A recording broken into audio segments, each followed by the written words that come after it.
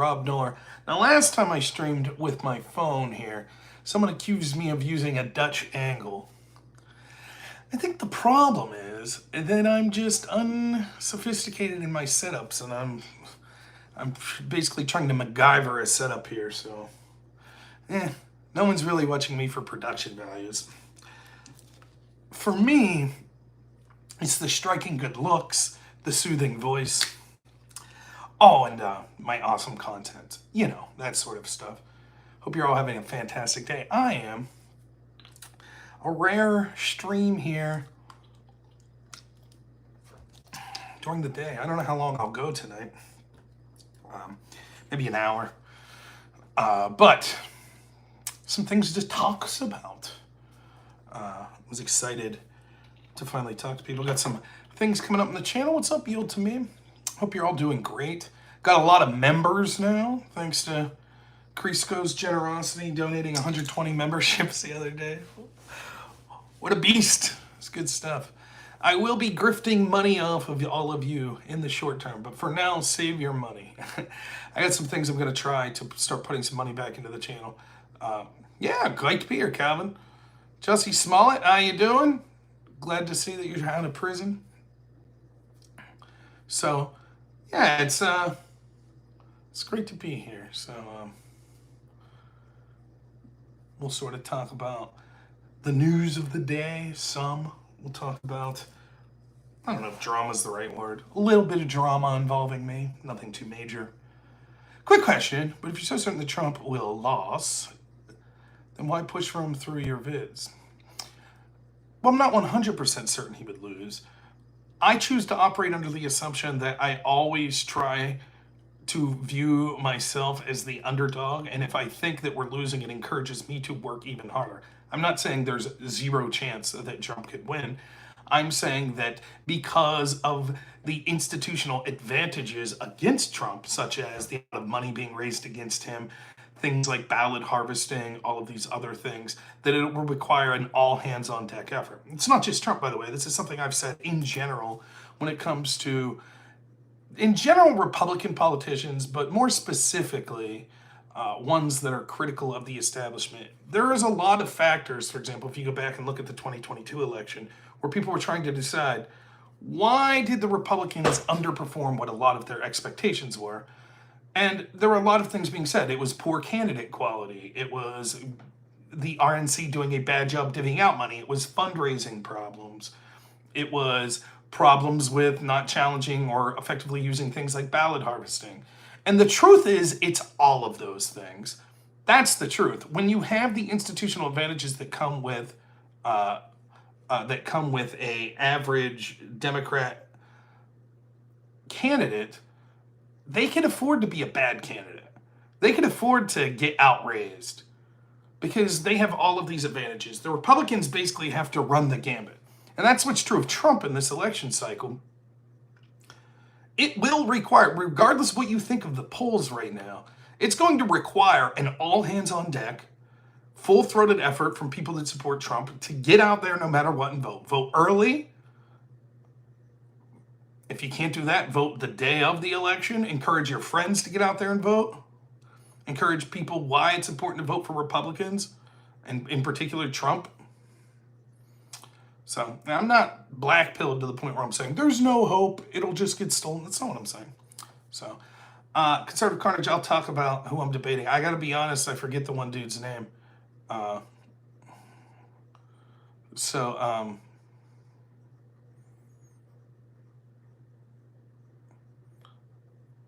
Good job, Derp. So, yeah, the first thing to say is I'll probably do a little video about this, a short form video, tomorrow or Wednesday morning. Wednesday evening, it's 7 o'clock, I think. I'll have to get the specifics. 7 o'clock, I'm debating someone named Sage Outcast. That debate, both of the debates, I'm going to have one Wednesday evening and Thursday evening. I'm supposed to have one. Both of them are supposed to be on basically Trump versus Kamala. That's basically the topic. Sage Outcast is the one debate. The other guy, I forget his name. I'm so sorry to say. It's in my emails. He tried to get Modern Day Debate to hold the debate. I don't think they're going to do that. So I don't think either debate will have a moderator, which I offered to get moderators, and I'm willing to accept whatever moderator. I don't care at this point. Whoever they want to moderate doesn't matter. But I think probably it's looking like neither of those will have a moderator. That's fine. My workaround for a moderator is the old time clock. So I will discuss the rules of the debate with my opponent. I've already discussed, at least with Sage Outcast.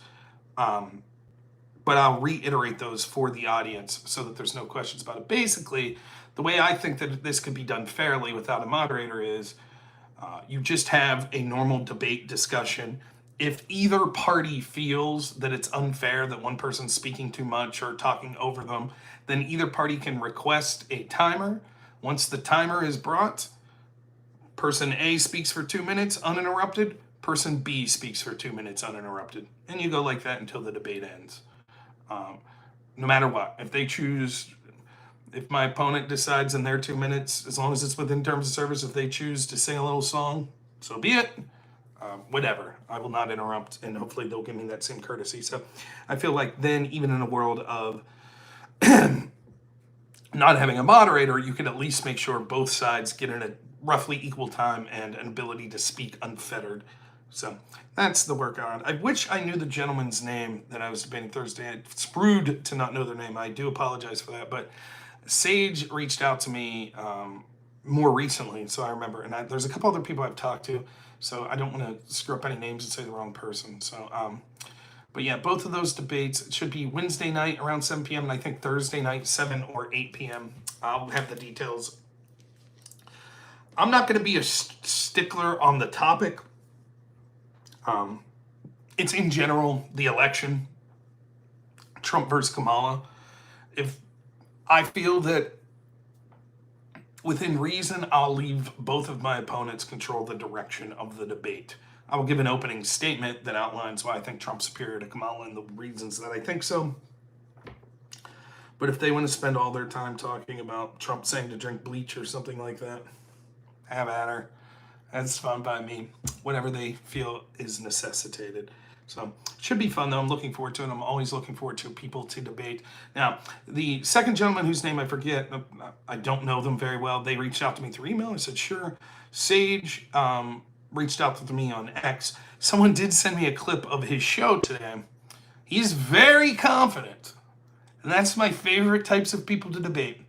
There's a level of confidence that it seems from a little clip that I saw today, unless he was being facetious, that I haven't seen since I debated a character by the name of Elder Drazi on COVID.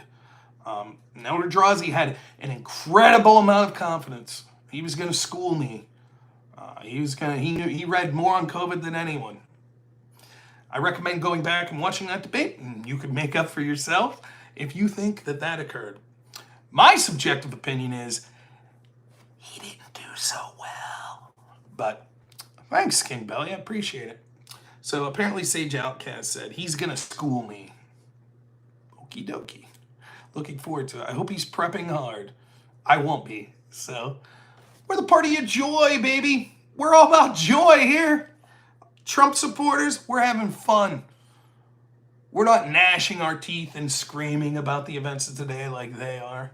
We're having fun, so it'll be a good couple debates. I was trying to line up a debate for Friday as well. Figured I'd give you 3 bangers. Wednesday, Thursday, Friday, let's do it. I saw that Dean Withers character, sort of a lefty, younger guy that's kind of blown up doing those jubilees and stuff like that. He was like, which conservative should I debate next? I was like, I'll happily debate you. As far as I know, based on that post he made, I had more likes than any other conservative streamer on that thread that offered to debate him. But he hasn't messaged me. I would be happy to debate Dean. I'm not going to be a maniac screaming or anything like that at him. I think it'd be a fun debate. So, yeah, I saw that conservative Carnage, so.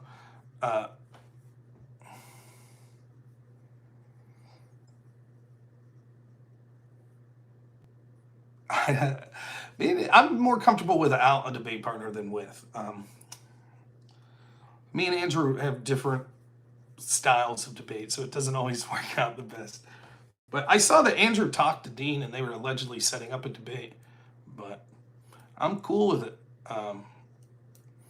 So, yeah, we'll see. Also, I like this. Like, I like doing... This was something that happened to me in college debate a lot, particularly when I was a novice in debate. So not to get too into it, but when I debated policy debate in college, there's novice and then JV and then varsity or open division. And so once you do so well at one division, you have to bump up. Or you can only debate so many years in high school, and then you're not allowed to be a novice anymore. I never debated in high school, so I entered the collegiate level at novice. I started to get pretty good. The best school, the tournaments that we were routinely at for novice debate was Liberty University. And they just had a ton of teams. They'd have like 10 to 12 novice teams sometimes in certain tournaments. So the way it works is you have like a 6-round tournament, and then the top 50% of the teams get to debate the third day. And the third day is single elimination with multiple judges in the back of the room. So they'll set up a bracket. Let's say 8 teams cleared. A lot of times what would happen, it would be like Clarion, that's me and my partner, and then maybe one other school, and then 6 Liberty teams. And you don't debate your own school. So if Liberty's top team is debating Liberty's second team, basically it's a default win for Liberty's top team. So what would happen would be, I would end up round 1 debating Liberty, round 2 debating Liberty, and then in finals debating Liberty. And what would happen would be, all the teams that I was about to debate from Liberty would be sitting in the room watching every argument I had, preparing their next team to debate me. And I love that. I like that challenge. I like the idea that people could see exactly what I'm going to say and prepare for it. Because hopefully then we get a better conversation and they're more prepared.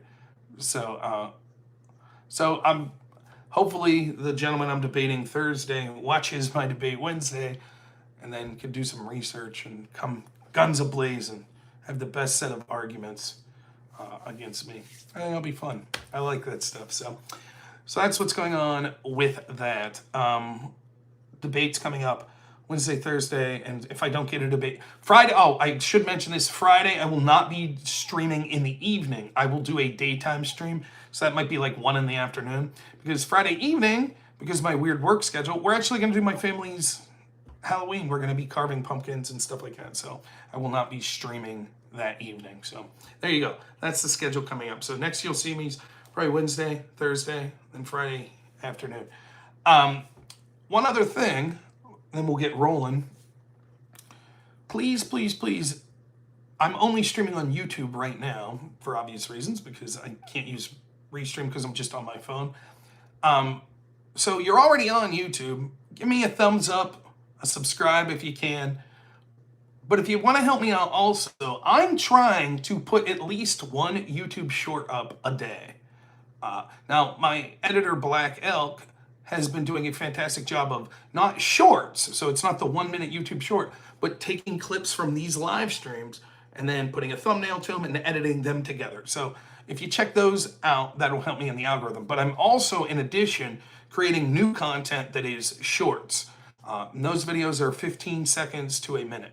So I'm trying to put at least 1 of those out a day, but most days it's going to be multiple. So I got a lot up there now, and I'd really appreciate if you go. It'd help me on the algorithm if you go check it out. It's only take a minute of your time to watch a short, so maybe you'll like it. And a lot of it's content that's not exactly the same. It's not just clipped from the live stream here, so check that out. I'm really trying to make an effort to grow my channel. I'm going to start trying to take...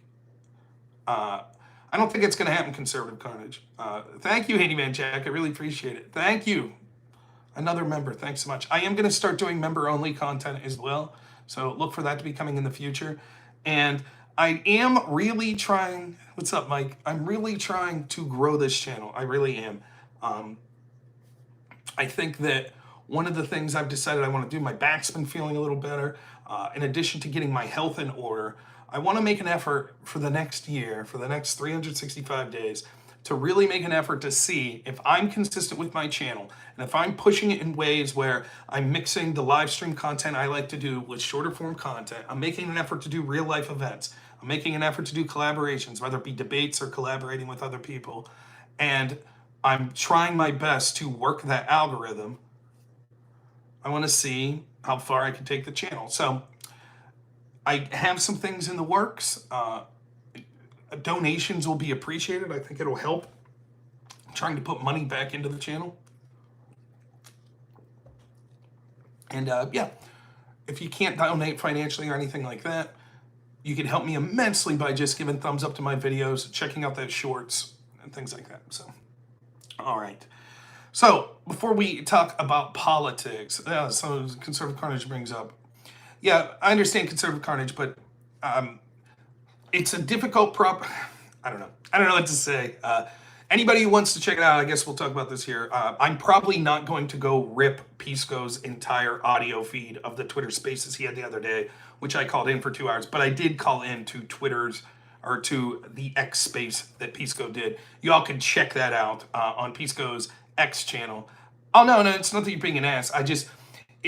Black Elk does a lot. He has a job. I don't know. I always feel weird ripping other people's content, even though Pisco probably wouldn't mind. And it's also not me that's doing it. It's then having my editor sit down and go to a channel that's not my channel, download that, then chop it up.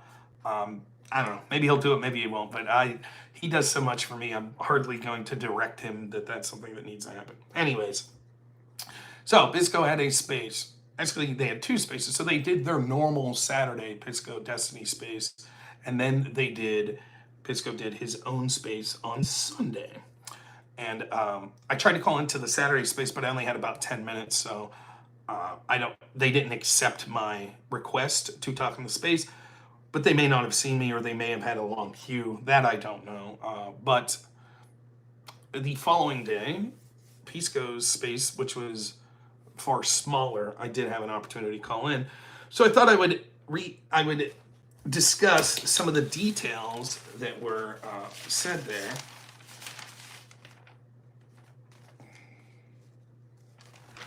There we go. Made a couple notes before I called in. It ended up being like I am 89% on notice. It ended up being about a 3-hour conversation. Nonetheless, the drama aspect of it, which took up maybe an hour to more, I don't know. Sometimes I talk, I feel like, just to hear myself talk. What's up, Handyman Jack? Thanks so much. Says, love my contact, Mr. Noticed. Keep up the good fight and high energy coming. We all need that type of momentum leading up to the election and beyond. Thanks so much, man. I appreciate it. So, we talked about the fact that I used the term lawyer in scare quotes, and he put me on notice. Now, my feelings on this whole thing was I was having fun with this shit. That's what I was doing. I really was. I thought it was funny as shit. I did a whole Friday video last week not last week, the week before, making fun of the whole situation. I thought it was funny. I still do, being put on notice. Oh! I have agreed to Pisco because he finds the issue to be very important for reasons which you could ask him about. I'm not going to get into it. That I will not put the word lawyer in quotation marks anymore when referring to him. I think that he is blowing it way out of proportion, but he adamantly feels that this is a signal to other people that he has not been credentialed to be a lawyer and he is committing a crime and is committing fraud. And he would like for people to not hear people accusing him of fraud. I think it's absurd. I think that is an absurd position. However, from his request, I will not do that anymore. I will continue to call him a dog shit lawyer. I think that his takes are abysmal. I think he is partisan and biased beyond sort of recognition. But I will not use the word lawyer in quotation marks. That's the sum of that. There was a lengthy 1-hour discussion that arrived to that decision that I think is totally ridiculous. I think that, to me, on that specific area, it comes across as very petty and very thin-skinned. But, despite my feelings on that, I have told him unless some unforeseen circumstance comes up that I feel warrants it, I will not put the word lawyer in quotation marks when referring to Pisco anymore. So that's the deal, the little bit of drama. He claims he didn't threaten a lawsuit, that putting someone on notice isn't the equivalent of threatening a lawsuit. Whatever. I didn't give a shit. He brought the lawsuit. I didn't give a shit anyways. It was hilarious.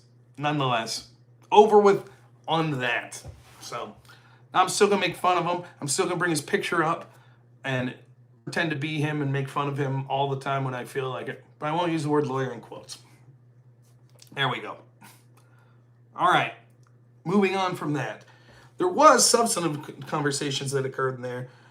The reference of what he had said was maybe I'm on double C. I think I'm on 89% notice now, is what I've figured out. So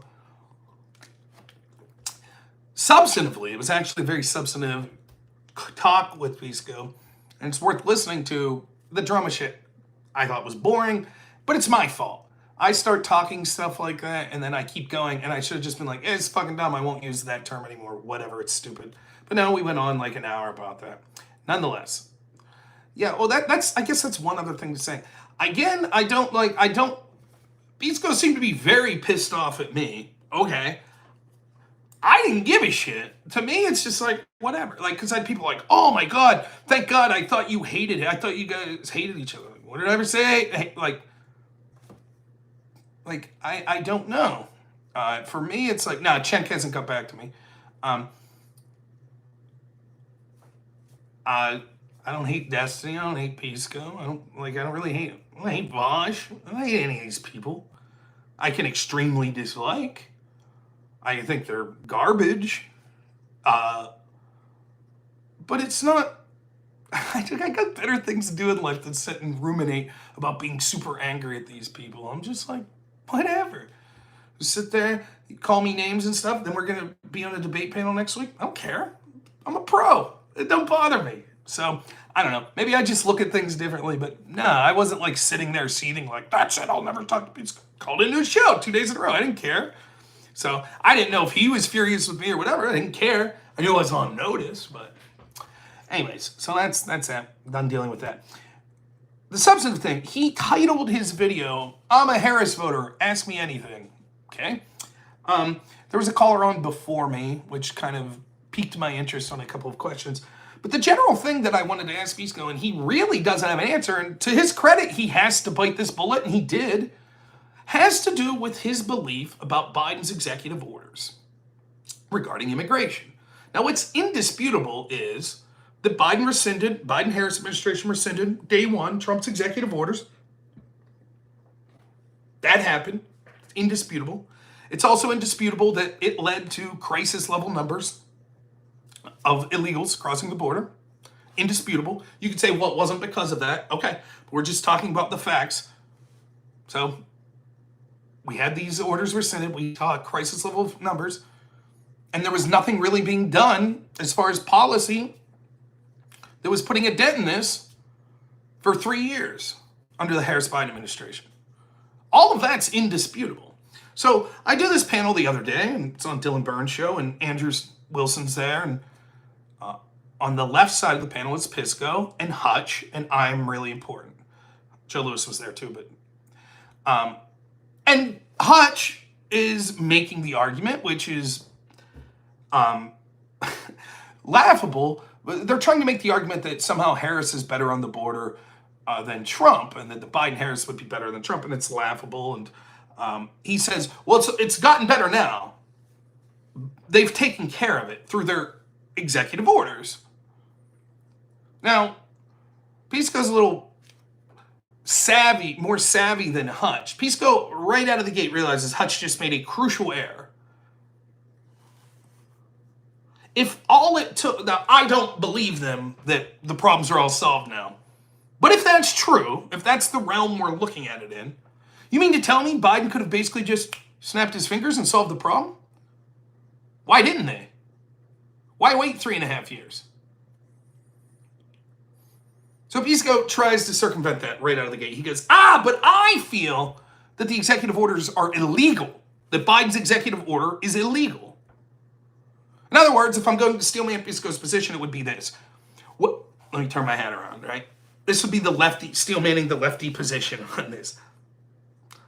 Well, Trump didn't do enough when he was there, so he set Biden in a bad position through COVID and through other things. And so, yeah, there were numbers that came that was a crisis. But remember, there was a policy that they wanted to go through Congress immediately, and it didn't happen. So, yeah, they rescinded the executive orders. That's true. But they did so because they were illegal.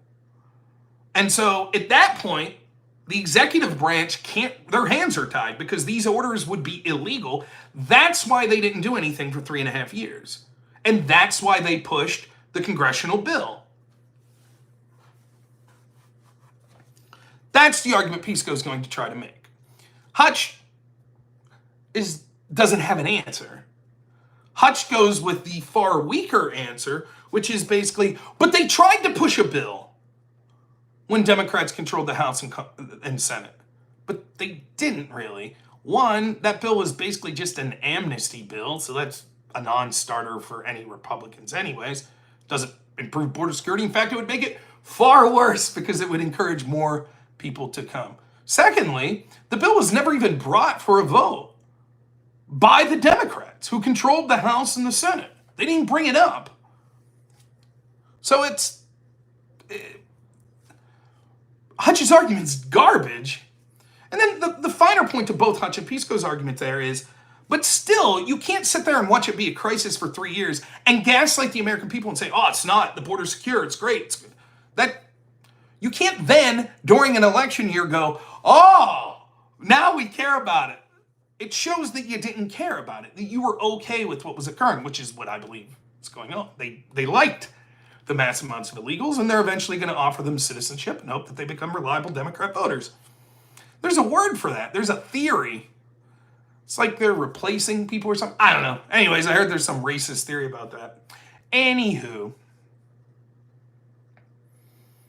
I didn't get to fully articulate my argument in that panel because Gibbs, who is my partner, decided he wanted to talk about Texas seceding from the Union.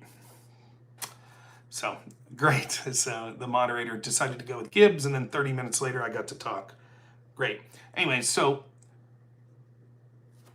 I wanted to ask Pisco as a lawyer if he thinks, and this is the question I asked him, here is the problem with Pisco's interpretation. If Pisco believes, well, this is the question I asked Pisco. I said, does Joe Biden know that his executive orders that he passed on the border are illegal? That's my question. Now, you might be saying, but they're not illegal. You're probably right. I don't think they're illegal either. But Pisco does. He thinks that it's open and shut. They're illegal. So then the question is, does Biden know they're illegal? Or does Biden not know they're illegal? And Pisco realizes he's in what we would call in policy debate, he's in a double bind. He's damned if he does, damned if he doesn't. Because he's told me in the past that if presidents are advocating for knowingly unconstitutional or illegal policies, that's disqualifying.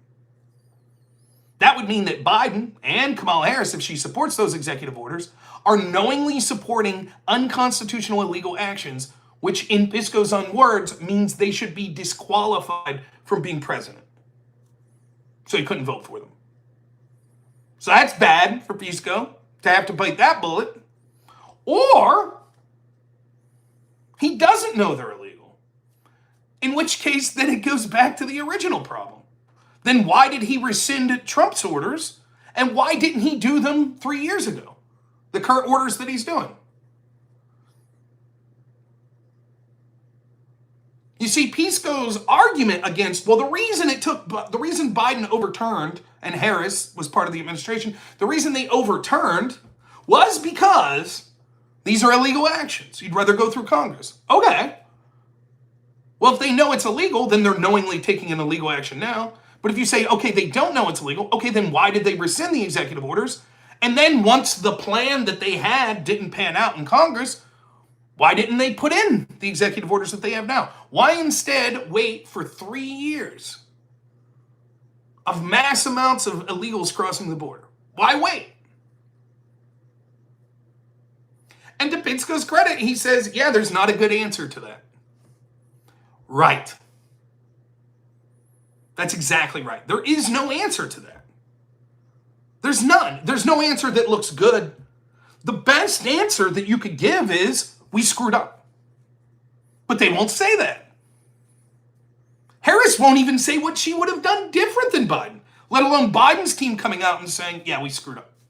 They won't say it. They make excuses. Okay, well then if it wasn't a screw up, why did you do nothing for 3 years? Why did you do nothing when you controlled the House and Senate for 2 years? You just sat there and watched the numbers climb up and up and up and up and up. Why? Or you say, well, we didn't do anything because it would have been illegal. Okay, then you do know what you're doing right now is illegal then, right? They can't say that. And so the hope is that there's just not someone articulate enough or knowledgeable enough to bring up this discrepancy, like me. See, Pisco adds a little wrinkle because he has that second level of defense. Well, the reason they couldn't do it was because it was illegal. But they did do it. So either they did it knowing it was illegal, which Pisco says is disqualifying, or you have to explain why they didn't do it for 3.5 years because it was they didn't do it for 3.5 years when they thought it was a legal avenue they could have went. The most likely explanation is the simplest, which is they were okay with the situation. They saw the problem and didn't think it was a problem. And then they saw their internal polling and saw that immigration's consistently polls as one of the top issues from people in this country. And they said, uh-oh, now we got to do something. Now we got to pretend to care about this. But we didn't care for 3.5 years. So it's a tough sell to then be like, we tried to fix the border. It's evil Trump's fault. Trust us on the border more than Trump. That's a tough sell. So that was the first thing that, and you go listen. He's like, yeah, you're right. There's no good answer to this. He said in a space previously, why didn't Trump solve the border crisis from 2017 to 2019 when he controlled the House and the Senate? Well, I turned the question to them. Democrats controlled it from 2021 to 2023. Why didn't they solve it? And you might say, but that's whataboutism. Well, no, there's a difference. Even though I agree that action should have been taken more during that Republican Congress and Trump in his first 2 years in office, clearly we could see the border was far more secure under them than it was the Biden Democrats.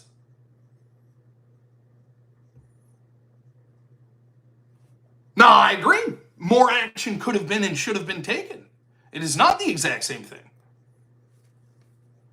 For example, if under Trump, the price of groceries goes up 2% and you say, well, why didn't they do something about it? They had the House, the Senate, and the presidency, and they didn't do anything to fight prices going up 2%.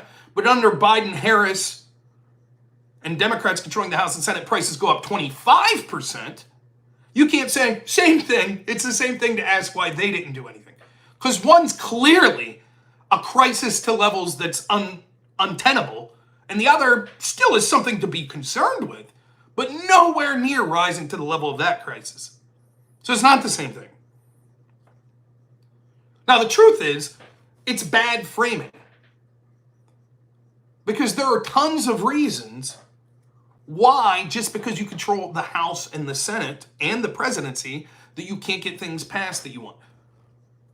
In the case of Trump, it's because there were a lot of people in his own party that hated him and his ideas on immigration. He was almost universally sabotaged by Democrats. I don't know that one person that was a Democrat in the House or Senate voted for the proposed wall spending that he wanted. And there were even those within his own party that didn't want to go along with it.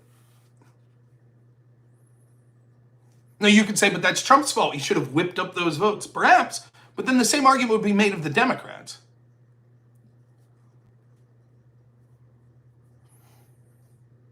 And at least there were people bringing things up for a vote, like funding for Trump's wall when it came to Republicans. The Democrats didn't even bring it up for a vote. What's this chat on your... Was this... No, it wasn't on my channel. It was through the spaces on Pisco's X channel. Maybe he had it up in his Twitch too. I don't know. Craving McDonald. So that's the point on that. He said to the caller before me that we wouldn't vote for people that downplay or support insurrections. This is a problem for Pisco. We spent a lot of time talking about the difference between something being immoral versus illegal. Or, here's a better way to phrase it. As a person, I might look at an action and say, I think that action that just took place is illegal and requires some sort of legal ramification. So whether it be something that requires a civil settlement. You defamed me. You didn't break the law necessarily, but I could sue you. It requires that. You had a hit and run. That's breaking the law. You deserve to be punished through the legal system for that. You could think that something is not illegal, but still you personally say, I can't accept that. I would not vote for that. So for example, it's not illegal to be a Satanist, but you may say, I would find that to be disqualifying. I would not vote for a Satanist. You see? And someone else might have taken an action that's illegal, such as this person got caught speeding, doing 70 in a 30. It's illegal. But you'd say, I could vote for that. Even though that was illegal, just because something's illegal doesn't mean that to an individual it is morally more reprehensible or disqualifying than all actions that are legal. See the point I'm trying to make? So, one of the discussions that I was unable to get in with Destiny when I had my 5-hour semantic debate on what insurrection is, where he rage quit and didn't let me get to my section talking about double standards, the reason that this whole AI portion came up, the only reason that that portion of the discussion came up was Destiny's articulation that an insurrection had to be federal. Part of his definition was it had to be like a gathering with an intended purpose publicly. It's federal law. But why? Why would it have to be federal? And that was the point I was trying to make. It's like, but can't there be state insurrections? And of course, there can be. For example, if we would say, hypothetically, that taking over the Capitol with guns is an insurrection, well, taking over the state capitol with guns would also be an insurrection.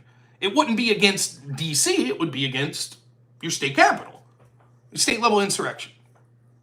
Now, there are two separate questions here. The first question is, and I was mistaken on this part, but I wasn't making a full-throated endorsement of this. My limited reading was that Bowden Paulson, the two authors of this paper that Destiny and Pisco are using to come up with that's largely inspiring their definition of the term insurrection, do they think that Section 3 of the 14th Amendment, for those that are new to this, Section 3 of the 14th Amendment basically says people that pay aid and comfort or insurrect or blah, blah, blah against the government or against the United States shouldn't be allowed to hold office. If they already held office and then engaged in an insurrection, they shouldn't be allowed to run for office again. And that was what was used to keep Trump off the ballot in Colorado. That's what they tried to use. So the first question is, should that apply to a state-level insurrection? It does seem to suggest that Bowden Paulson say it shouldn't. Now, I would love to get into I wouldn't love to because I find it basically irrelevant, but it's an interesting conversation to get into the weeds as why that would be the case. Like, think about this, post-Civil War, right? If a bunch of former Confederates are pissed off at the new governor in South Carolina, and they decide to basically insurrect against that governor and take over the governor's mansion and take over leadership of South Carolina, we'd be like, yeah, but cool, you can still run for federal Congress. Seems like that would basically still be an insurrection against the United States because the state and the leadership of South Carolina is part of the United States. It seems like we would use that with other terms. For example, if I attack 6 city blocks of Seattle, if China does that, if they drop paratroopers in, attack 6 city blocks of Seattle, then rope it off and say, this is ours now, but we say, oh, that's just an attack on Seattle, not on the United States. I don't think so. I think we'd say, well, yeah, it's an attack on Seattle, but also that's an attack on the United States. Nonetheless, it's sort of irrelevant. But that's question one. But let's concede that argument. It's irrelevant. We'll say, fine. For the purposes of this, we'll say that Section 3 of the 14th Amendment wouldn't apply to state insurrections. Why does this matter? Well, because then you have to have a separate conversation if you're going to talk about this broad definition of insurrection that January 6th ends up meaning. That same definition would mean many other actions were also insurrections, such as the attack on the police station that set it on fire in, was it Minneapolis? Attacks on the federal courthouse in Portland. I think the attacks on May 30th, 2020, that attacked buildings outside the White House and tried to breach the White House gate. These would be considered insurrections, and many more events, not just during Black Lives Matter and Antifa in 2020, but going back, you would see events that would qualify as insurrections, protest against certain wars, like if they got violent, and many other situations. So the question is, not legally, can you keep these people off the ballot? That's been resolved. But morally, that's the argument that seems to be being made now, a separate argument. You can't vote for Trump. It should be disqualifying because he engaged in an insurrection. That's the argument. So then the question becomes, okay, if you can't vote for anyone who downplayed or engaged in an insurrection, can you vote for Kamala Harris?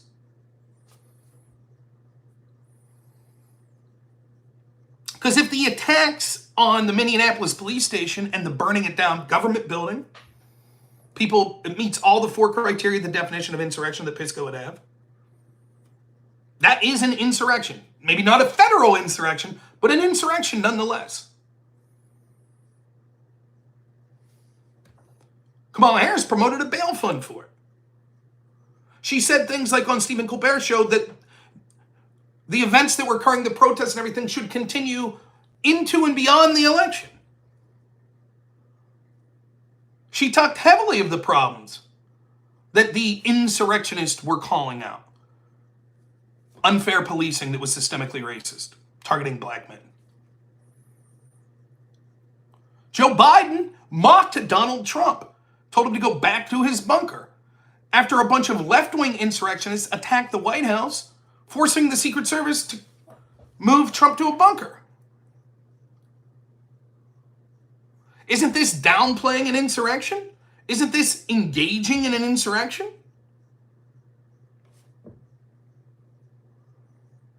The problem is, if you only listen to Pisco, Destiny, Liz Cheney, Adam Kissinger, Chuck Schumer, Nancy Pelosi, Kamala Harris, etc., the Democratic media, they'll talk about how bad January 6th was in a vacuum. They'll throw around words like insurrection. But they ignored when all of those left-wing riots, by their definition, would also be insurrections, were occurring. They ignored it, they downplayed it, they made excuses for it. Shouldn't that also be disqualifying? And Pisco says, well, no, because I'm in a binary choice between Trump and Kamala. So I'm going to pick which one I thought was less egregious. That's sort of the argument for Trump in a nutshell. I don't think Trump's perfect. I even think some of the actions that he took in some of these things weren't the best. I don't think they're disqualifying. I don't think they rise to the level that Pisco does. But what Pisco and Destiny and all these other people are gnashing their teeth about is, this is so outrageous, disqualifying behavior, that's it. Forget everything else. Forget the economy. Forget the border. Forget foreign policy. But then when pressed, they're like, well, it's not that simple. You're picking one because you're like, well, at least it's better than the other. So the case I'm trying to make is, I'm not saying that people can't be upset with Trump's actions leading into, or his lack of actions on January 6th. We can have the discussion. I don't mind it. What I'm suggesting is, the idea that this is like something that's never been done and uniquely disqualifying is nonsensical. Various people, crazy people. Couldn't allowing illegal immigrants to vote also be considered a coup d'etat or treason or at least election interference? Yeah. I don't know that it would meet the definitions of any of those words, but the spirit of what you're saying is, couldn't that be considered as, challenging our laws or ignoring our laws to the detriment of what would be beneficial to the country? Sure.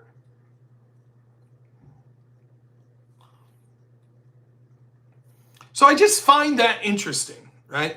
And then, of course, he says, when pressed the most specific evidence that Trump engaged in an insurrection, it's the fact that at 2:15, he had seen evidence that there was attacks going on the ellipse, on the Capitol lawn, and he still tweeted out about Mike Pence. Mike Pence won't do what's right. But as I said to him, things that are ongoing have sort of a fog of war situation. Understand where you're at in Trump's position right then. One, you feel that you've been cheated out of the election, and this is literally the last day to do anything about it. So you're really hyper-focused on, I feel that this election's being stolen from me. I have to do something today. His goal with January 6th was quite simply to show that a huge portion of people in this country were not comfortable with how the 2020 election came about or went down. And it wasn't that they weren't comfortable because their person lost, because polling shows that even to this day, some polls show 20 to 25% of Democrats. I've seen polls that suggest 30% of Democrats think that there was significant cheating that went on in 2020. There were a lot of Americans. We massively changed in states all over this country how we voted. For example, in my state of Pennsylvania, we were only allowed absentee ballots for years, through the entire history of Pennsylvania, as far as I know, if you met certain criteria like medical situations, military service, and you were overseas, etc. The amount of mail-in ballots increased tenfold as we allowed anyone who requested a mail-in ballot. Under the auspices of we had to do it because of COVID, which was a farce. Even Fauci was saying months before the election, no, you'll be called to go to polling places, COVID won't affect you.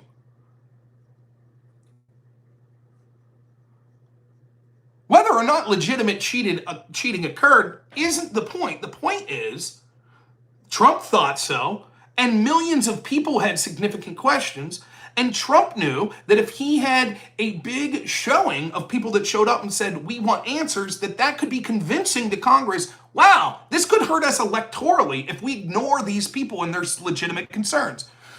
Various crazy people, thank you so much for another $10. Trump never engaged in an insurrection.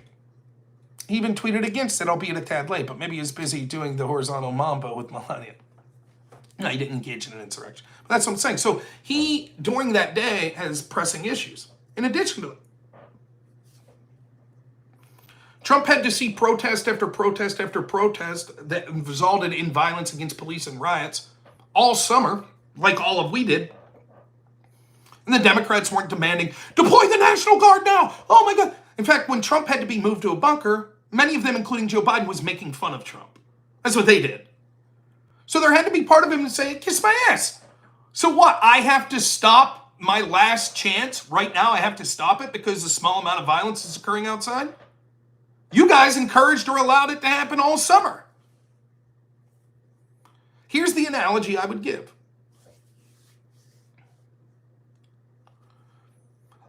Put your lefty hat on for a second. Let's do it, right? Let's say Kamala Harris really thinks that Trump is a fascist that will destroy democracy. She really believes it, okay? Let's, for the sake of argument, say she really believes it. So now it's election day.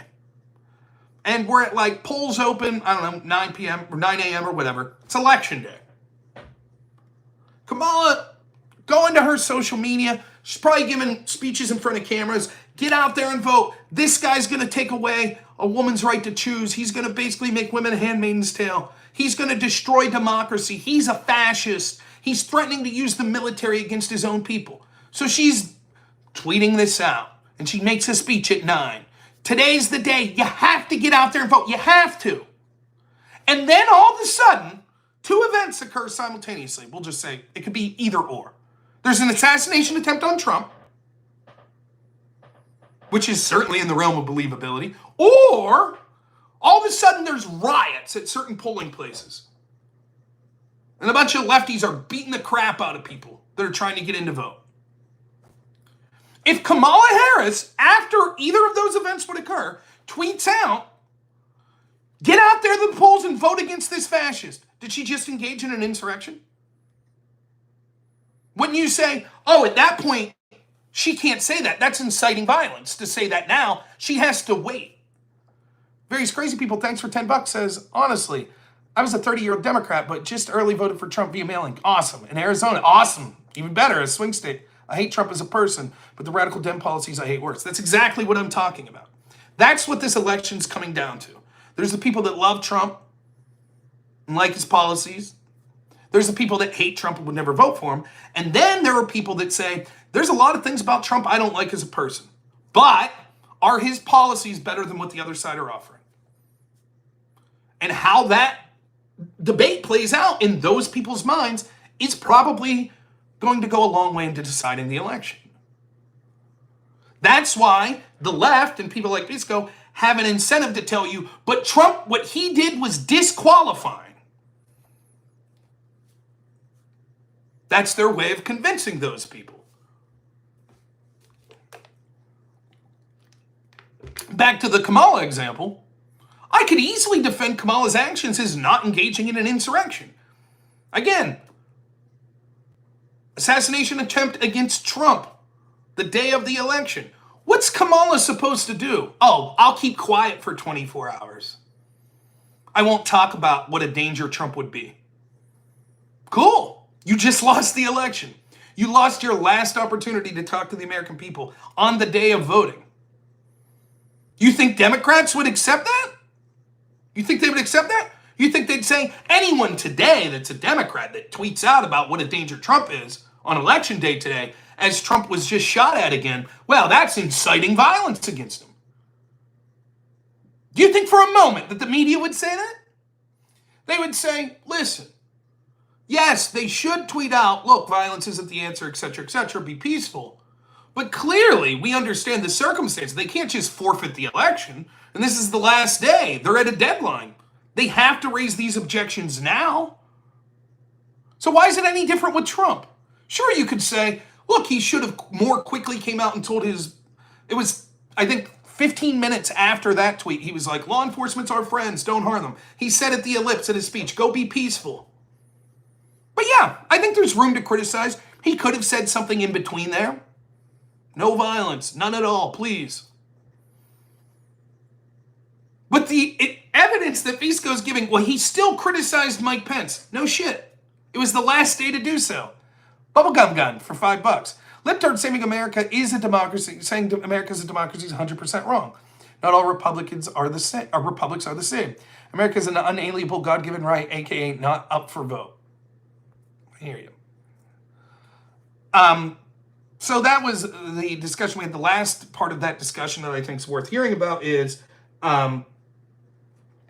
if Trump wins and Democrats like Jamie Raskin decide that they're going to say that Trump should be disqualified and wasn't allowed to run, is that a coup? Is that an insurrection? And Pisco can't give a good answer. He's like, I have to look into it more. Just saying. Because we all understand, regardless of what anyone here thinks, I think this is a safe prediction. It's going to be a relative close election. It may be less close than some people expect, but it's still going to be close. It's not going to be like one side gets 70% of the popular vote. Not going to happen.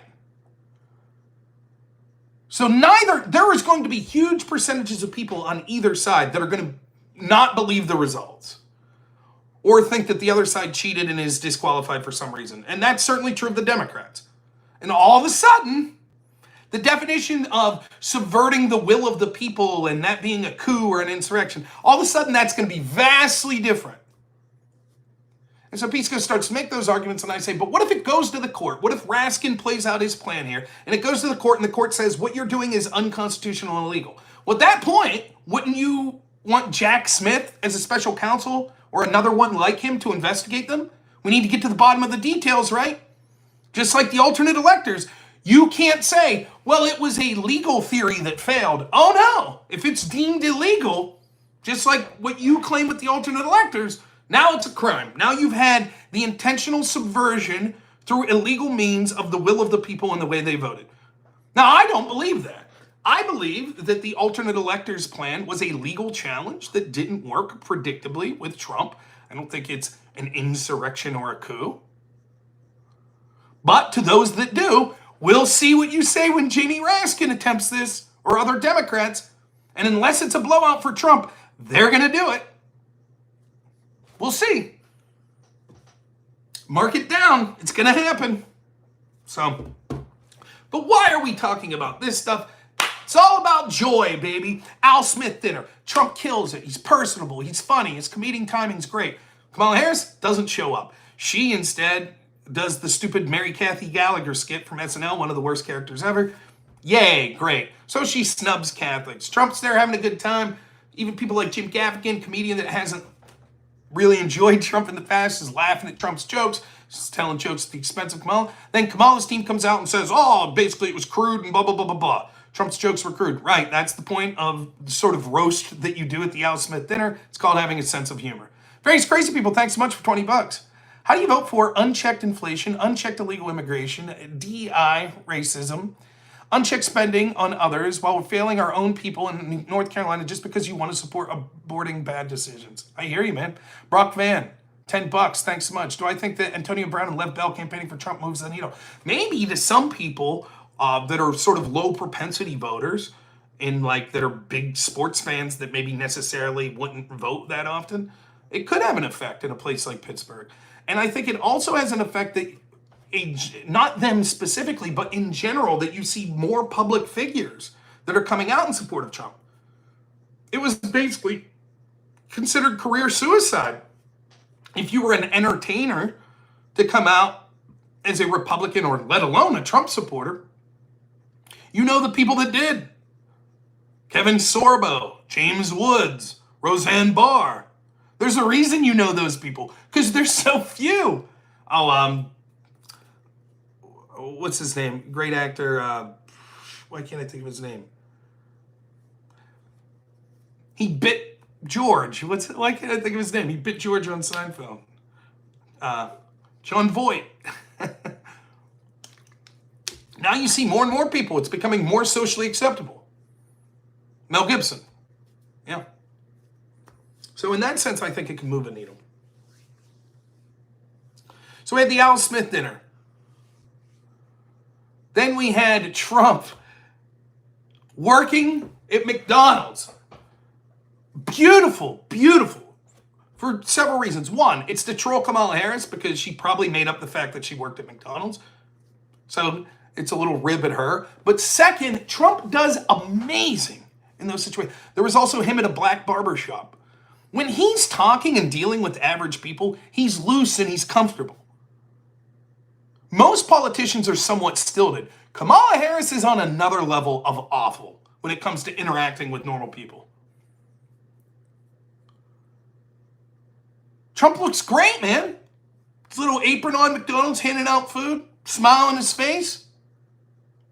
Yeah, the podcast that Trump's doing is great. If you're more heavily involved in politics, you might say, this sort of thing wouldn't affect my vote. And that's fair. For example, various crazy people, it just put some super chats up there. If I remember, said, I don't really like Trump personally, but the other side's policies are so bad. Various crazy might be like, I don't care that Trump's selling food at McDonald's. What do I care? And yes, if you're really an informed voter and you're trying to look at issues, you can see how that sort of stuff might not affect you. But optically, it does affect people. Being likable, being sociable, being charismatic, these things matter. Endorsements matter of people like celebrities. They're mattering less and less because the Democrats have played out that game.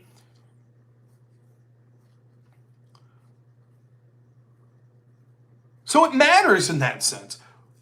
But it matters even more when it comes to Trump. And let me tell you why. Because the argument against the argument that Kamala Harris's campaign is trying to make is this distinction, and these are two separate things, but they very much coincide. One is that Trump's evil, that he's like Hitlerian. Was it the Atlantic article the other day said he's like Hitler and Stalin and Mao all wrapped up in one. Because it's not enough to just call him Hitler anymore. Great. But they need to make those. He's this unique threat. He's this evil man. He's a racist. He's, sexual assaulter.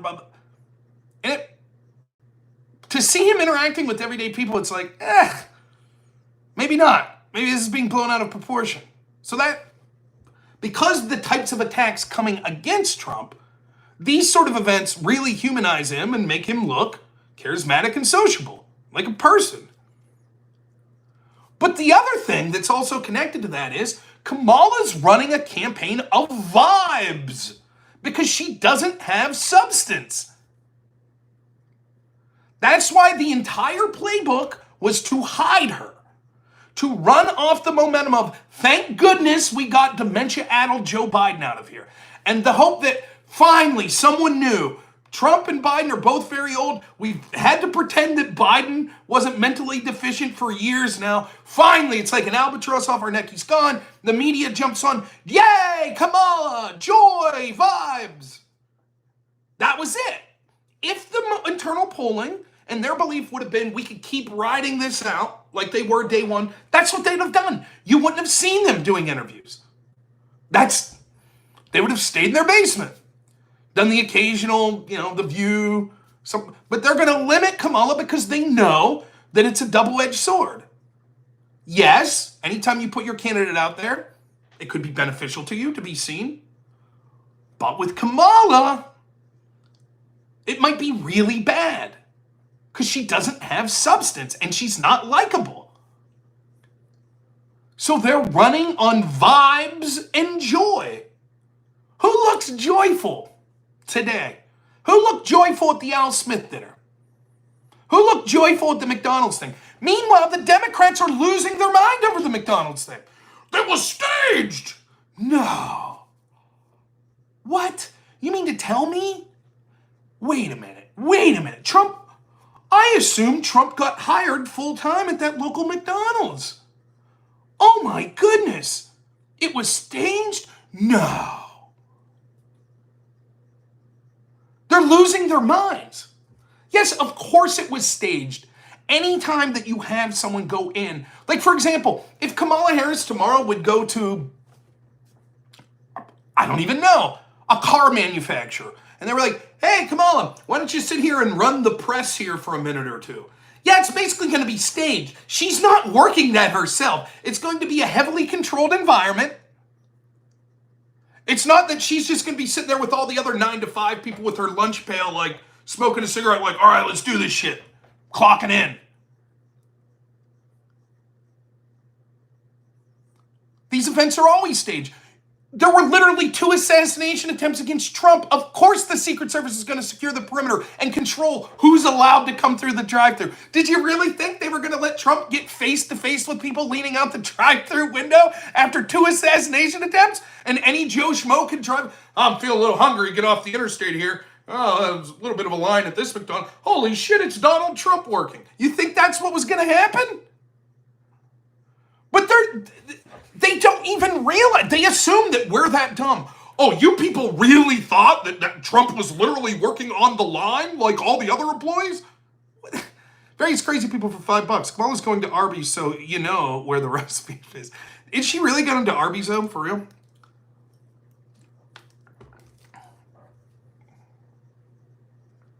And they just come up, they're so embittered.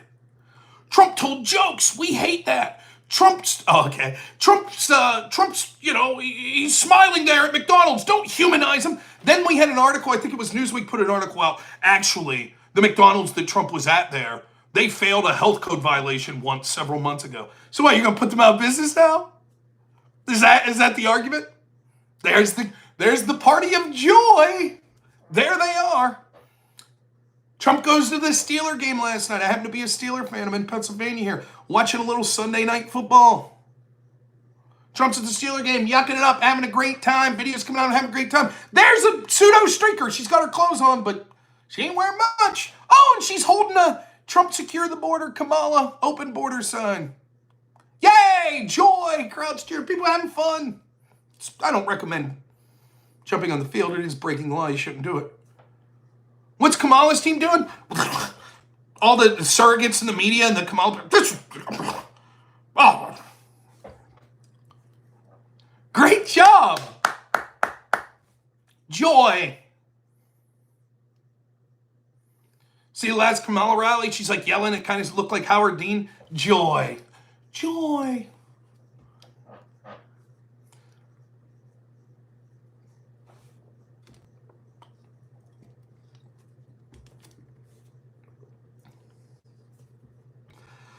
We'll talk about polling some other day.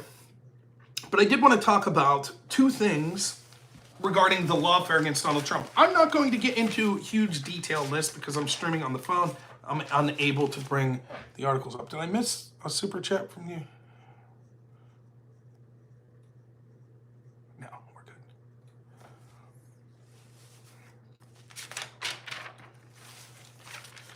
One of the attacks on Trump is he may weaponize the legal system to go after his opponents.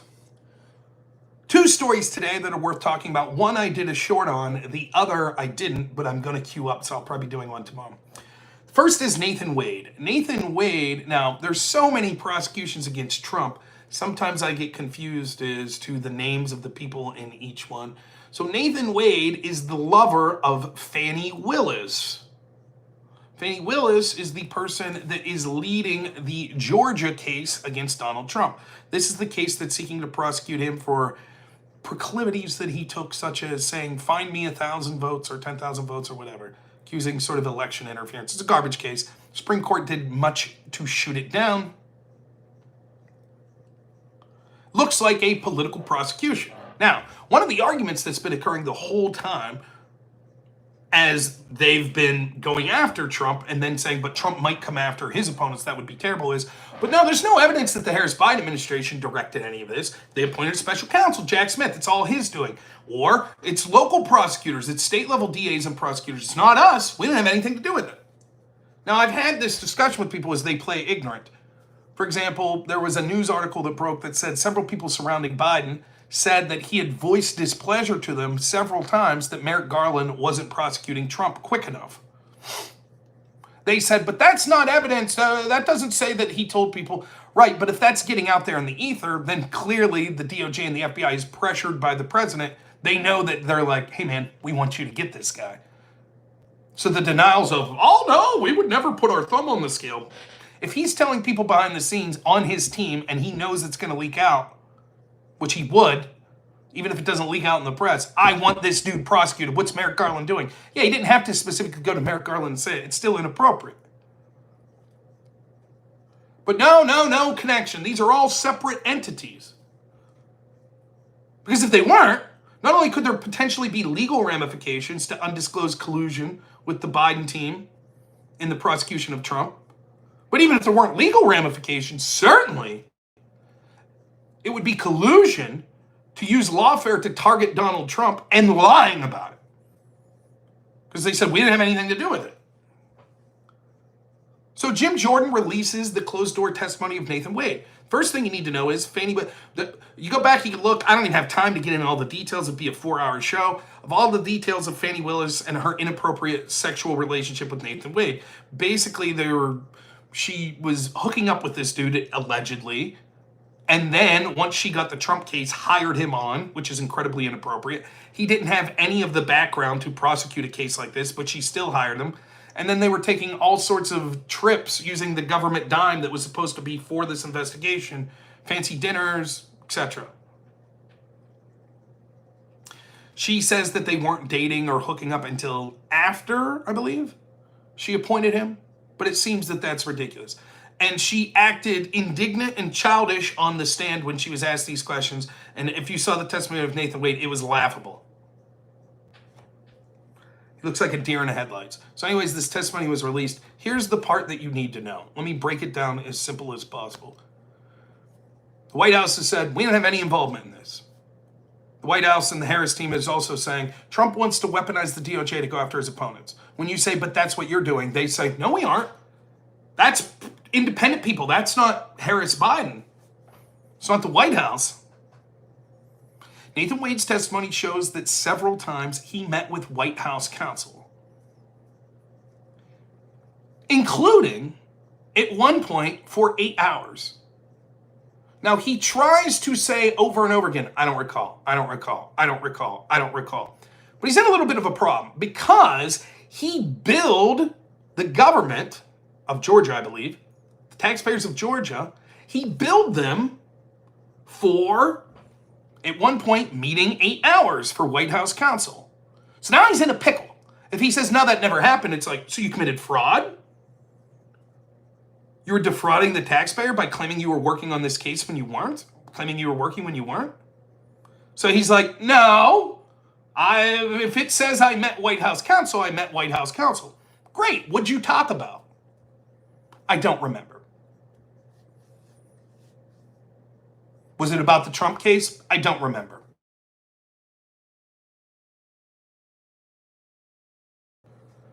Now, he remembers all sorts of other details, specific times of interactions with the FBI, etc., which is sort of funny, but he doesn't remember that. Now imagine this.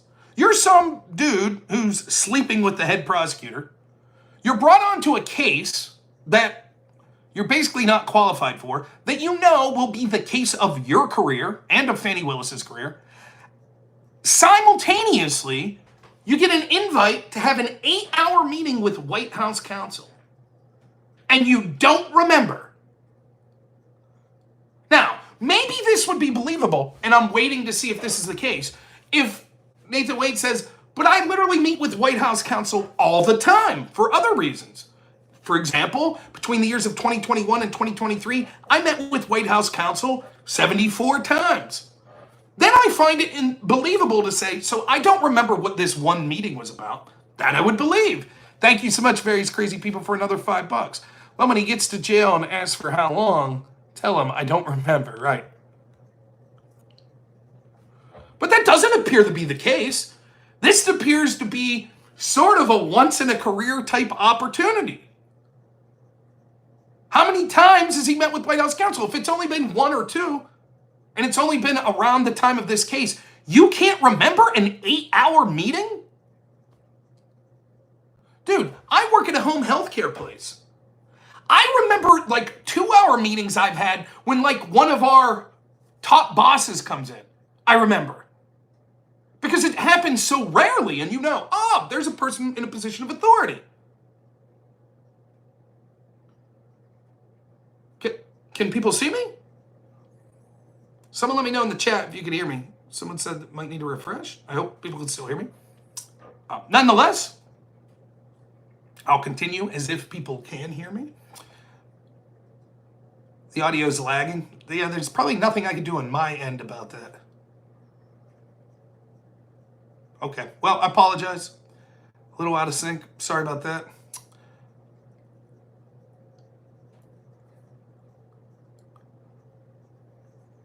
So why would he lie? Is his memory so poor that he doesn't remember this once-in-a-lifetime sort of opportunity that he sat and met with the White House counsel for 8 hours and he has no idea what they talked about? That's BS. Is that BS to the level that he should go to jail for lying? I don't know. I don't know that that definitively proves it, but he's lying. Why? Why would he lie? Why would he lie about meeting White House counsel? Because the White House has said, we didn't meet about this case. So if they were meeting about some other case, surely White House counsel would be able to come out and say, oh, this is exactly what we were talking about. Surely Nathan Wade would remember that. Why doesn't he?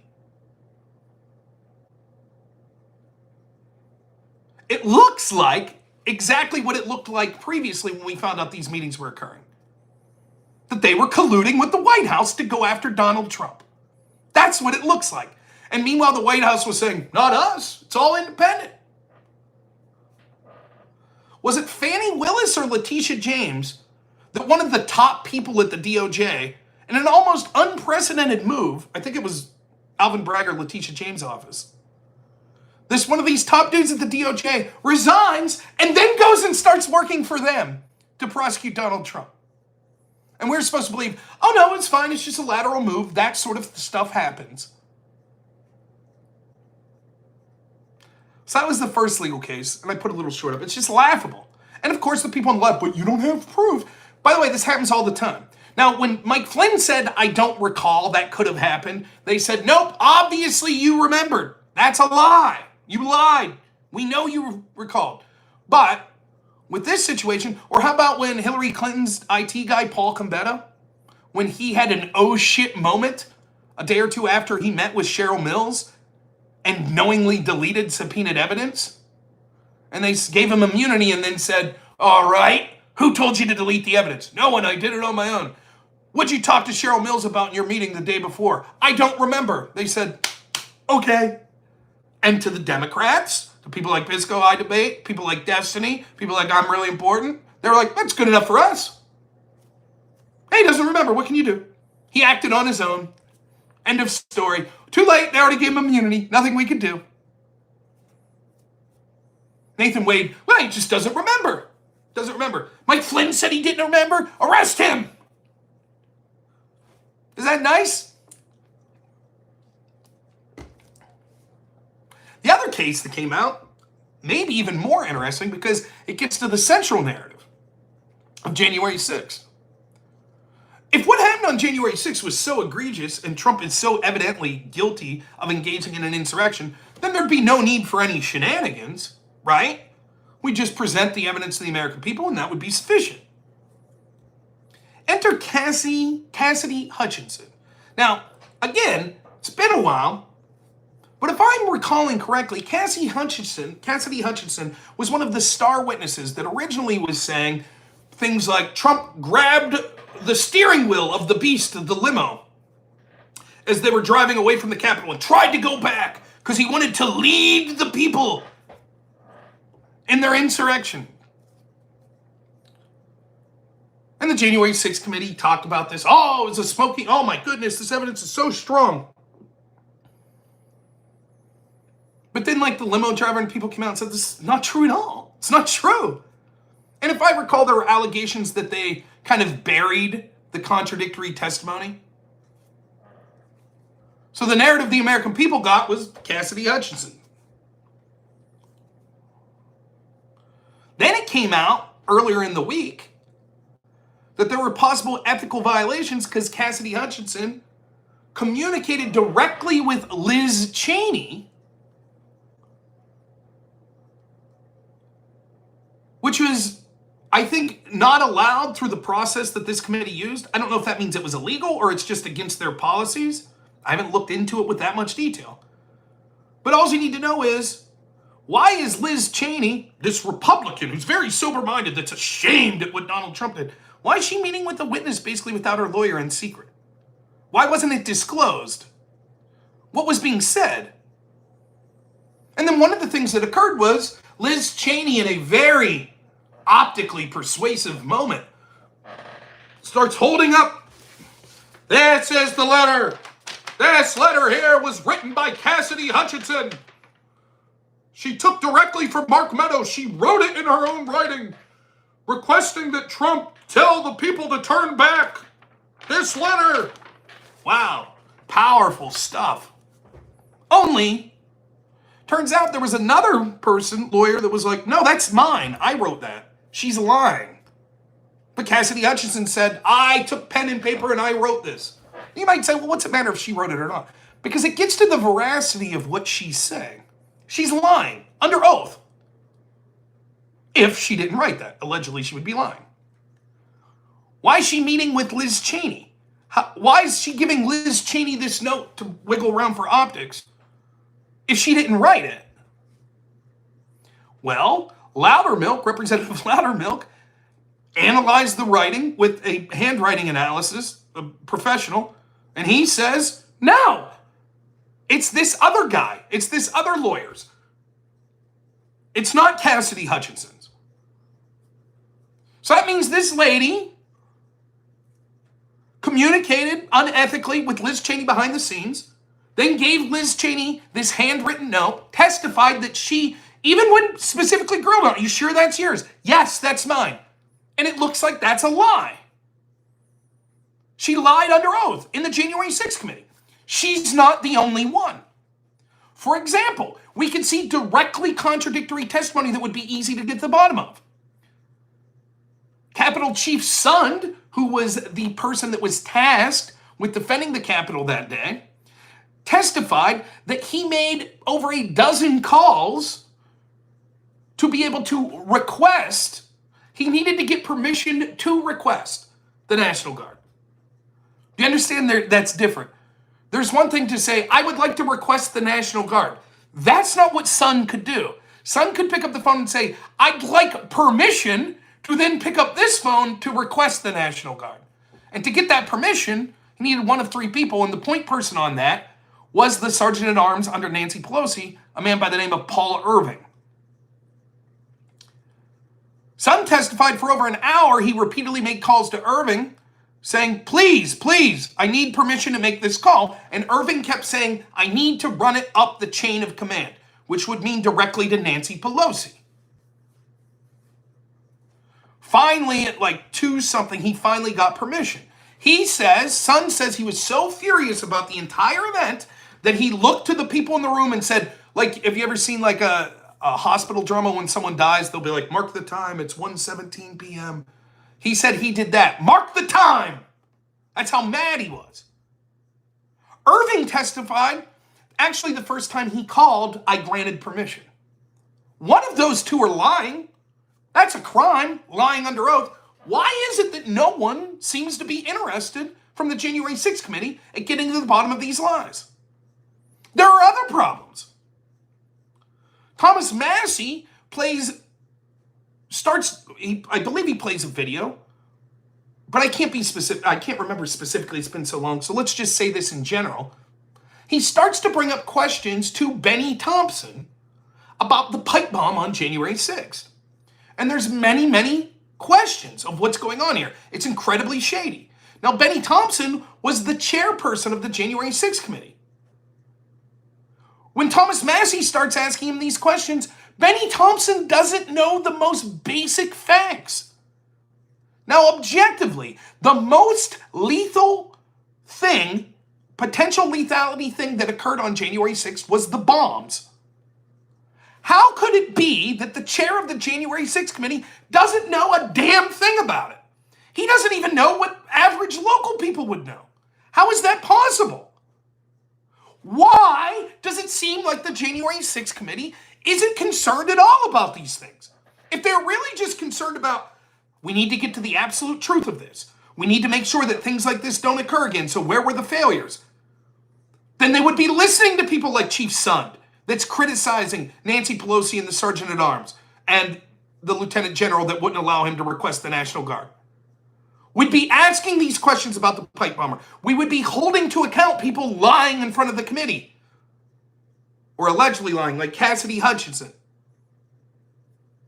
and Paul Irving. But they're not. It's almost like, hear me out here, you ready for this? It's almost like the agenda of the January 6th committee wasn't to get to the bottom of what happened on January 6th, but it was to blame Trump and his supporters exclusively for January 6th. And if there are details that are inconvenient to that narrative, well, that's what it looks like. So maybe I'll talk about these things in more detail when I get home. Like I said, though, I have 2 debates coming up. I have a debate Wednesday. I have a debate Thursday. So I don't know that when I'll have time to talk about these things specifically. Maybe if we do a call-in show Friday afternoon, we could do these things. Claude did give me these conspiracy theories. Damn that Claude. I'm typing as we speak. I hope no one hears me. The query you have requested is one without basis in substantive fact. Please allow time for relitigation of this query by offering more clarity. Oh, sorry.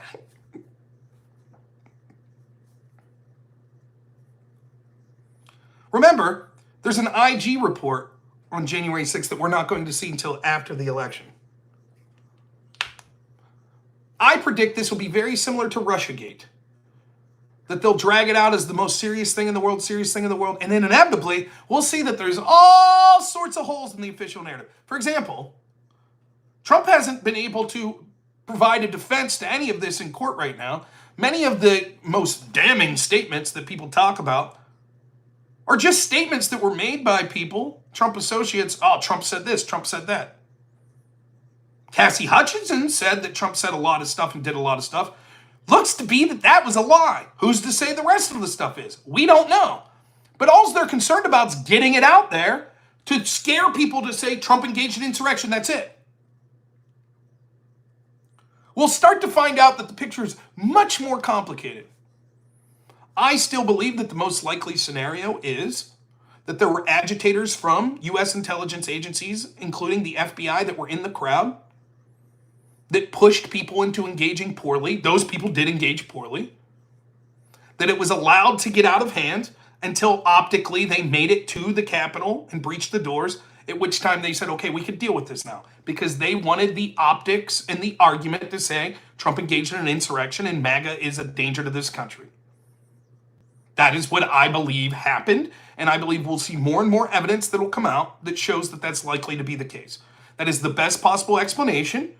If you were to believe the counter explanation that no, nothing like that occurred, it was just Trump people engaged in an insurrection that were threatening to kill Mike Pence, then you have to believe that career safety professionals, people tasked with like law enforcement type roles or military type roles, such as Paul Irving and I forget the name of the lieutenant general, watched this insurrection occur that they were worried was going to kill Mike Pence and others, and they said, but we can't intervene because of optics. That's their argument. And worse yet, not only is that the official narrative, but then they go further to, they're not really demanding answers from the people that said that. How can that be? My goodness, if that's the truth, how are there not public hearings with those people that said, yes, we knew that there was an ongoing attempt to violently overthrow the government and kill Congress people, but we didn't want to intervene because of optics. How are there not public displays right now grilling these people? But it's like the Democrats don't care. Why? You know the answer. It was never about getting to the truth. All right, man. It's been a good show. Thank you to all 160 people watching. A couple things I'll say real quick. If you weren't here at the start of the show, got a debate coming up. 7 o'clock Wednesday will be the first one, 7 p.m. Eastern. Thursday, I don't know what time. I don't know the opponent Thursday either. I think it's 7 or 8 p.m. Both debates are supposed to, in general, just be Trump versus Kamala. I'll leave my opponents take it to anywhere they want. Fine by me. Don't care. The guy Wednesday, Sage Outcast, should be a good one. He said on his stream apparently today, he's going to school me. So he's very confident. Glad to hear it. Can't wait. I appreciate the confidence. So it should be a lot of fun. And I mean that. I am going to have fun. I like debating. And I haven't had a nice one-on-one debate for a while. So I'm looking forward to it. I think it's going to be a lot of fun. I'm also attempting to put shorts up, YouTube shorts up every day across all of my platforms, but starting on YouTube. So please, if you haven't given a thumbs up, subscription to the channel now, please consider doing so. I'd really appreciate it. It'll help me with the algorithm. And also make sure you're checking out YouTube daily. I'm trying to put one up in the morning, a short, but then I'm putting other ones up most days at different intervals during the day. So just check my YouTube channel out if you're not getting notifications. There should be a lot of YouTube shorts that are going up there. Again, these videos are like 15 seconds to a minute. If you could just check them out, if you like it, give a thumbs up, that would help me immensely. And I'm also going to try to start working with other people to improve sort of my editing capabilities and things like that. And it's going to require putting money back into the channel. So anyone who donates to me financially, know that that money is directly going into the channel. And I hope that the fruits of that start to become evident as I'm trying to increase my professionalism and increase my reach with the channel. Trying to make an effort of it this year. I'm still going to be working crazy hours, but I'm trying to make a good faith effort to make sure that there's some content going up on my channel near every day, at least every weekday, and that I'm streaming consistently on nights that I'm able to, and trying to vary my content and make better content in a more professional manner. So I hope that comes across. I appreciate everyone that donated, everyone that watched tonight, all their kind words. I appreciate everyone who gave the thumbs up. You guys are the best. You make this fun for me and worthwhile. I'm humbled that anyone wants to listen to me, and I know I say things like that a lot, but I truly mean it. It's a very strange feeling to know that just some average redneck like me has people that tune in. And there's 144 people watching right now. It's unbelievable. I was talking to a person today and they asked me what my goals were when I started streaming. Well, before I started streaming, I was just doing regular YouTube videos. My goal was, I thought that people I knew in real life that followed me on Facebook might check out my videos once in a while. So I fully expected to have my YouTube channel not be live streaming and just be like 30, 40 people watch per video of mine, which would basically just be people that knew me. So the idea that I could have a live stream and have 140, 150, 160 people watching, it's very humbling. And I've already surpassed my expectations for the reach I would have in this show. But I think that I owe it to myself, and I owe it to the people in the audience that think that I do good work to try to make an effort to push that even further. And so that's what I'm going to do. And if it doesn't happen, that's okay. I'm not the type of person that's going to get depressed. That's perfectly fine. And if it does happen, but it's only a little, I only grow my reach a little, that's fine too. So whatever happens, happens. But I don't want to be left with what ifs. What if I would have actually put more work into the channel? And I've been kind of slacking because of my crazy work situation and because the incredible amount of pain I had in my back.